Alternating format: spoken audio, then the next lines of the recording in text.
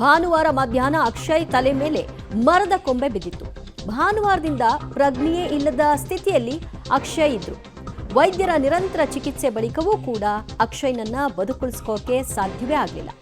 ಆಸ್ಪತ್ರೆ ಮುಂದೆ ಕುಟುಂಬಸ್ಥರ ಕಣ್ಣೀರು, ಆಕ್ರಂದನ ವ್ಯಕ್ತವಾಗ್ತಾ ಇದೆ. ಜೊತೆಗೆ ಬಿಬಿಎಂಪಿಯ ವಿರುದ್ಧವಾಗಿ ಆಕ್ರೋಶವನ್ನು ಕೂಡ ವ್ಯಕ್ತಪಡಿಸ್ತಾ ಇದ್ದಾರೆ.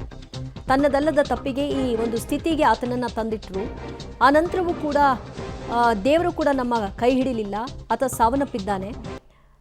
ಇದೆಲ್ಲದಕ್ಕೂ ಕೂಡ ಬಿಬಿಎಂಪಿಯ ಅವರು ಹೊಣೆಯನ್ನು ಹೊತ್ಕೊಳ್ಬೇಕು, ಅವರಿಗೆ ಪನಿಷ್ಮೆಂಟ್ ಆಗಬೇಕು ಅಂತ ಆ ಕುಟುಂಬ ಕೇಳ್ತಾ ಇದೆ. ಅದು ಸಾಧ್ಯವಿಲ್ಲ. ಇಂತಹ ಘಟನೆಗಳಾದಾಗ ಹೇಗೆ ತಪ್ಪಿಸ್ಕೊಳ್ಬೇಕು, ಅದನ್ನು ಇನ್ನೊಬ್ಬರ ಮೇಲೆ ಹೇಗೆ ಹಾಕಬೇಕು, ಅಥವಾ ತಮ್ಮದಲ್ಲ ಅಂತ ಅಂದ್ಕೊಂಡು ಹೇಗೆ ತೇಲಿಸಿ ಬಿಡಬೇಕು ಅನ್ನೋದನ್ನ ತುಂಬ ಚೆನ್ನಾಗಿ ಅರ್ಥ ಮಾಡ್ಕೊಂಡಿರೋರು. ಹಾಗಾಗಿ ನಿಮ್ಮೆಲ್ಲ ಆಗ್ರಹಗಳಿಗೆ, ಬೇಡಿಕೆಗಳಿಗೆ ಯಾವುದೇ ರೀತಿಯಾದಂತಹ ಮನ್ನಣೆ ಸಿಗಲ್ಲ. ನೋಡಿ, ಅಲ್ಲಿ ಪೊಲೀಸರು ಬಿಬಿಎಂಪಿ ಅಧಿಕಾರಿಗಳು ಬರ್ತಾರೆ. ಅಲ್ಲಿ ಈಗಾಗಲೇ ಆಸ್ಪತ್ರೆ ಮೂಲಗಳಿಂದ ಮಾಹಿತಿಯನ್ನು ಮುಟ್ಟಿಸಲಾಗಿದೆ. ಅಲ್ಲಿ ಬಿಲ್ ಕ್ಲಿಯರೆನ್ಸ್ ಆಗಬೇಕಾಗಿದೆ. ಅವರಿಗೆ ಯಾವುದೇ ಸಮಸ್ಯೆ ಆಗಬಾರ್ದಲ್ಲ, ಹಾಗಾಗಿ ಭದ್ರತೆಯನ್ನು ಒದಗಿಸಿದ್ದಾರೆ. ಒಂದು ಕುಟುಂಬಕ್ಕೆ ಆಧಾರವಾಗಿದ್ದಂತಹ ಹುಡುಗನನ್ನು ಕಳ್ಕೊಂಡಿರುವಂತಹ ಕುಟುಂಬದ ನೋವು, ಕಣ್ಣೀರಿನ ಶಾಪ ಆ ಬಿಬಿಎಂಪಿಗಾಗಲಿ ಯಾರಿಗೇ ಆಗಲಿ ತಟ್ಟದೇ ಇರುತ್ತಾ?